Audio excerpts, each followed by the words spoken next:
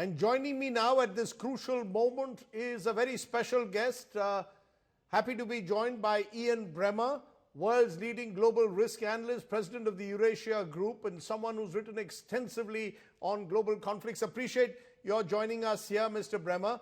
You're joining us 24 hours after we've seen this audacious, scaled-up attack by the Ukrainian military on using drones to target Russian air bases, destroying, according to some accounts, 30% of Russia's strategic bomber fleet, almost unprecedented in recent military history.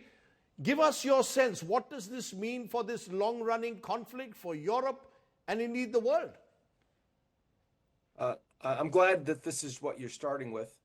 It is a shocking development, and it's unclear if it's going to reduce or increase the risks around this 3.5-year now war, bloody, expensive, and impacting the world. The last time that I've been this surprised by an attack was when Israel went after Hezbollah, which we all had believed was the most powerful non-state armed forces in the world. And within a matter of days, Israel had destroyed their military capabilities, their infrastructure, their communications, and decapitated their leadership. Shocking. So this is easily as big of a deal. And of course, here, we're not talking about a proxy for Iran. We're talking about one of the world's leading nuclear powers. So it's a major war. Both sides have been fighting it as well as they possibly can for years. And now Ukraine has not just shown that they can hit back across all of Russian territory. They can do serious damage to Russia's military capabilities to fight the war. But also, they can undermine Russia's nuclear capabilities, their strategic deterrence capabilities, their second strike capabilities, the balance of power between Russia and the United States, Russia and NATO. That's a very big deal, and I think it deserves real attention from all of us as to what the implications for this could be. Let's look at those implications, Mr. Bremmer, because you, in a post only yesterday, said this is both an opportunity and an exceptionally dangerous development. You mentioned briefly the fear that this is, remember, against a country which is nuclear armed, and therefore this is not Hezbollah, this is not a non-state actor, this is the mighty Russians. When you say exceptionally dangerous, what's your biggest fear now? Well, my biggest fear is that the Russians refuse to accept that they have fewer cards than they thought they have, to use President Trump's terminology, and instead take this as a necessity to escalate against Ukraine. And, you know, they've already been engaged in thousands and thousands of war crimes. They've been targeting civilian infrastructure and people, not just the military. The Ukrainians have been targeting the Russian military. So it's not like they have more to do on that front. I suppose the most serious concern would be if the Russians decided that this was the reason to engage in a tactical nuclear strike. That would be the worst possible near-term scenario. I don't think it's likely, but it is certainly more likely than it was 2 days ago. So, I mean, if it was a 1% likelihood, maybe now it's a 10% likelihood. I mean, there's a real possibility if Putin thinks that his nuclear deterrent has been undermined, and he knows that the Americans aren't interested in getting involved in World War III. He's heard that from Trump repeatedly. Trump is blaming both sides. Then this might be the opportunity for Russia to do precisely that. Now, that's a very dangerous decision. The Chinese would strongly oppose it. The Europeans would take that as necessity to provide much more military support for Ukraine, to seize the frozen Russian assets, to significantly intensify existing sanctions. So there would be real costs and consequences. But look, we have to understand, part of the reason this war has gotten much worse over the last 3 years is because the Russians are engaged in criminal activity with impunity and no one is prepared to stop them. Part of the reason that the war has gotten much worse is because the West does not believe that Russian deterrence and threat is credible. So they are willing to continue to provide more and more military capacity to Ukraine, more and more willingness to let the Ukrainians even strike deep inside Russian territory. I mean, some of the strikes that we saw this weekend were at the Russian border with Mongolia. I mean, literally thousands of miles away from the Ukrainian front line, some of these strategic bombers that have been destroyed, that Russia has no military capability to replace, by the way. So it is an astonishing show. And by the way, another thing I should mention, these Ukrainian drones, these are built in Ukraine. They cost $300 to $400 a drone. So, I mean, we're talking, if you think of one drone taking out a strategic bomber, that's a 100,000 to 1 return on investment in terms of asymmetrical warfare. So Ukraine can show that with very little money and their own military capability, they can threaten a military superpower. That's a very, very big deal. And of course, this also plays, it's something that India and Pakistan, two countries that have been engaged in military warfare just in the past weeks, need to understand that you don't need to be an economic superpower to be able to pose incredible damage to a much bigger country. It should be telling us that war should be avoided at all costs. But of course, that is not the lesson that most people are taking from this military fight. You know, those are very valuable insights. You've given us the worst case scenario, Russia reacting with a potential nuclear strike. You've also emphasized asymmetrical warfare, which I think is becoming increasingly important. But you've also, in your post at least, mentioned that this is both an opportunity. The irony is this is taking place even as the two sides are in talks in Istanbul. Does this push the world, the two sides further away from talks, the world in a way, further away from peace, and actually heading to a potentially escalating conflict, which may strengthen the case for use of more weaponry on both sides? Well, I was being nice. You know, you asked me first to respond to the worst case scenario. So you seem like a nice person. I thought I would answer the question that you asked me. But now we'll look at the other side, which is the opportunity. And that is that a big part of the reason that Putin has felt that he can continue this war for 3.5 years with 1 million Russian casualties is that he doesn't value the lives of his own civilians, and he hasn't felt like there have been serious consequences to him domestically by pursuing this war. The sanctions haven't done it. The military confrontation hasn't done it. He has felt that if he continues to pursue this war, that time is on his side.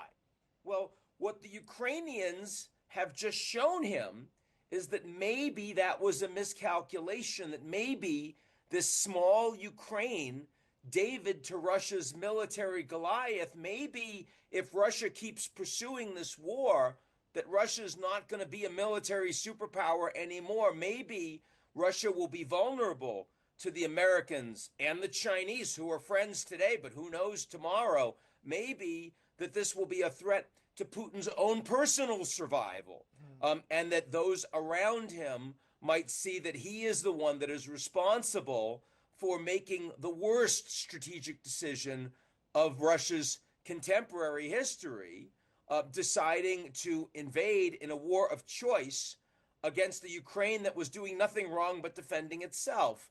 So I think that if Putin is prepared to see things clearly, this should be an incentive for him to engage more seriously than he had been heretofore in accepting a ceasefire. Now, just today, Russian diplomats, working level, not high level, are meeting with Ukrainian diplomats, and they are talking about what ceasefire terms should be. They're very far from an agreement. There's no common language right now. They're still talking about things like prisoner exchanges. Today, prisoners that are highly injured, the Russians saying, let's do an all-for-all swap. That's happened before. That's not cause for sudden optimism. But the fact that the Russians are willing to persist with that discussion, which the Americans, the Europeans, China, India, everyone wants those negotiations to happen, even just 24 hours after Russia's massive strategic defeat at the hands of Ukraine, is a reason to believe that this is an opportunity. Now, the United States would be wise to align more strongly with the European allies to push Russia to the table. Putin sees that Trump has been willing to push Ukraine to the table. You remember that he suspended intelligence and defense aid for more than a week. And that's what got the Ukrainians to accept a ceasefire with no preconditions. It's what got Zelensky and his parliament to approve a critical minerals deal. These are actually positive moves towards peace. But Putin knows that Trump has been unwilling to do that. And as long as that persists, then I suspect that what we saw from Ukraine this weekend will be inadequate to get us to a ceasefire. Where does this therefore leave Trump the peacemaker? I mean, till a few days ago, till a week ago at least, Trump was trumping around that he alone could work out a peace, that he alone had the leverage to work out a peace. Do you believe that this strengthens those peace-making efforts of Donald Trump or exposes the limitations of what many believe is Trump's empty boasts? I think your framing of the question is not quite accurate. I think that Trump has started to get frustrated with Putin about a month and a half ago, started to make some statements that maybe he would need to increase sanctions, that he expected the Russians to come to the table. They haven't been, that he was disappointed with those early Russian attacks on Kiev, I think about a month and a half ago. He was very concerned about more Russian attacks in the last week, that maybe Putin is just stringing him along. So, I mean, you're right. If you had asked me at the beginning of the Trump administration back in January, yes, he said, I am the man that can get this done very quickly. Over the past weeks, you've seen Trump, as you're showing in some of your video there, pivoting to the Middle East. He's getting bored, getting tired of the fact that the Putin engagement is not working, even though Trump called Putin for 90 minutes, has spent time with him talking about how there could be a rapprochement with the United States that would lead to America taking their Russia sanctions away, that the United States would invest in Russia, that together they could exploit critical minerals in the Arctic Circle. They've spoken even about maybe an equity stake in restarting Nord Stream 2, the pipeline. I mean, there have been lots of talk, but Putin has been unwilling to do anything meaningful that would bring him to the table for peace. And so Trump has spent a lot more time and diplomatic effort and political capital in the past few weeks engaging in the Middle East, talking about perhaps a breakthrough deal with the Iranians, talking about wanting to have peace and an end to the war in Gaza, the former perhaps more optimistically than the latter, but less time on Russia-Ukraine. And certainly if Putin continues to respond the way he has, and if Trump is unwilling to spell out exactly what the threats would be against Russia if Putin doesn't accept a ceasefire and is prepared to execute on those, and we've not seen that from Trump so far, then our basic expectation should be that Trump ends his diplomatic engagement on Russia-Ukraine, says the Pope can do it, the Europeans can do it, Erdogan can do it, but he washes his hands of it and walks away. But now that But that in does a way, that Ian, will not lead to a deal in with a way, Russia. Mr. Bremmer, isn't that showing the limitations even of America, whether it's with Gaza, whether it's in Russia, Ukraine? There are certain limits, obviously, to U.S. power. And it's also happening at a time where Trump is suddenly pivoting and, as you said, looking at the Middle East very differently, looking at some of the very forces that till a few years ago America saw as prime enemies. The Syrians, for example, whom they identified at one stage as part of the ISIS network. You're seeing a president who seems to flit from one issue to the other. Do you believe, therefore, that Trump now will be taken more seriously by the various stakeholders, or do you believe each stakeholder is going to do exactly what he or she sees in their national interest? I think that's that black and white framing that you're offering requires much more nuance. That there are countries that are scared about Trump and that they capitulate quickly when he makes demands. Look at the tariffs and look at how the Mexicans have immediately moved to do everything he's demanded on fentanyl, on border security, on Chinese goods transshipments, you name it, on water delivery. Look at Panama, how they immediately try to force a sale of the Hong Kong firm for the ports to an American firm and say we won't charge the Americans to ship through Panama. Military will take away the fees, even though it hurts the Panamanians. Look at how the Iranians are in a much weak diplomatic and geopolitical position, much more willing to accept talks and talk about stopping for a highly enriched uranium stockpiling, all of these things. So I think that weaker countries take Trump much more seriously and are scared of him. More powerful countries, I'll give you another example you didn't mention. Trump puts major tariffs on China. China puts tariffs back on the United States.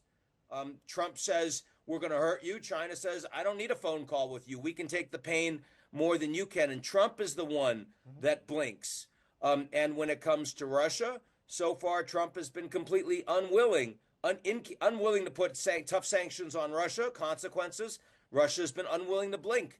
They continue to engage in their war with impunity in Ukraine. Now, of course, this makes a very interesting question. Where is India with the United States? Is India a strong country or a weak country? You know, when Trump says, I want to work with you, you're part of the Quad, I like you, but then he says, I'm going to hurt Apple if they decide to move their iPhone production from China to India. I'm going to tariff them. He says, there are going to be trade consequences and other consequences if you don't have a ceasefire with Pakistan. I mean, you know, India is a big economy. It's about to become one of the fourth, going to pass Japan, fourth largest economy in the world, right? A nuclear power, 1.4, almost 1.5 billion people. But is India a strong country that can stand up to Trump, or are they a weak country? I don't think we know that yet. I don't think Modi has been able to display that. But we've already seen with the India-Pak 87-hour war skirmish, call you wit, Trump announcing the ceasefire, almost claiming that it was a deal that he had done, keeping trade as a carrot. How do you see the way it's all played out? India, Pakistan, the ceasefire, Trump announcing it. What's your sense of what's happened in the subcontinent? I think India is in a more uncomfortable position. I mean, on the one hand, you know, you saw that Secretary of State Marco Rubio announced that there were going to be not just a ceasefire, but ongoing trilateral discussions over Kashmir with the U.S., India, and Pakistan. India denied that. Which India, Mr. Bremmer, has clearly rejected. India seems to suggest that right. It was Pakistan that wanted the ceasefire. That's right. I was about to say that. So India said no to some of what the Americans demanded. The ceasefire has stuck. I think everyone's glad the ceasefire has stuck. I think it's good for India, Pakistan, and the world. But my point is that I think that there is right now, look, Modi is arguably the most powerful domestic leader of a major democracy in the world today. Over 10 years in place, yes, has now a coalition government, but only two small regional parties. He's able to make domestic and foreign policy pretty much at his will, at a time when other leaders around the world, the Germans, the French, the Japanese, the Americans, the South Koreans, they have much more divided governments, much weaker, not lasting for as long. So Modi is in a position, almost like Claudia Sheinbaum in Mexico, to sort of do everything he says he's going to do. He can follow through on it. But India is not China. India is not the United States. It is geopolitically much weaker. And so I think that there's still a lot of uncertainty about to what extent the Indians can and will really stand up to Donald Trump and the Americans if and when the Americans say, we're making some demands of you that you aren't going to like. And that's a very interesting question. You keep mentioning China. Is China to be seen as primary threat in a way to India as well? There's a belief that China is the one which has been, even in Operation Sindoor, the war that took place between India and Pakistan, the Chinese were the ones behind the Pakistanis. Should, from an Indian perspective, we be seeing China as our major threat at the moment? I think the world is becoming much more complicated than that. China, of course, is the military backer of Pakistan, and that is obviously a very serious problem for India. But China is also an incredibly important trade partner for India. And a lot of the goods that go to the rest of the world from China go through India and have value added in India. And India and China, as we've seen from the last face-to-face meeting that Modi and Xi Jinping have had, desire a relationship of stability with each other, don't want to be fighting over their own contested border, and also both want a stable world. They're both part of the BRICS. They're both members in good standing of the G20. They play leadership roles in multilateral institutions that the United States has been showing less interest in under President Trump. So yes, of course, China is a competitor, is an adversary in Asia, which is India's backyard. So those things are important, and India and China compete not just on Pakistan, but for influence in places like Sri Lanka and the Maldives and Bhutan and all over the region. That's really important. Can I therefore conclude by asking you, I just have a minute, given what you've seen that's happened in the last 24 hours, these Ukrainian audacious, unprecedented drone attacks, what we've seen in Gaza, the continual bombing by Israel, often of innocent, unarmed civilians, what we saw in the subcontinent, is the world in a more dangerous place today, Mr. Bremmer, than it was a few months ago? Absolutely. It's what I call a G0 world. That's a geopolitical recession. It's a bus cycle where the United States increasingly is not the global policeman, the architect of global trade, the promoter of rule of law or democracy, but no other country or groups of countries are willing and capable to replace the Americans. That is a place where we see much more impunity. It's much more dangerous. It's much more unstable. It's much more uncertain. On that note, Mr. Bremmer, for giving us this comprehensive global picture and really detailing it for us, I really appreciate you joining us at this critical point in a way for the world, as we've seen in the last 24 hours. Thank you so much, Mr. Great Bremmer, talking for joining to you, me. Be good. Bye.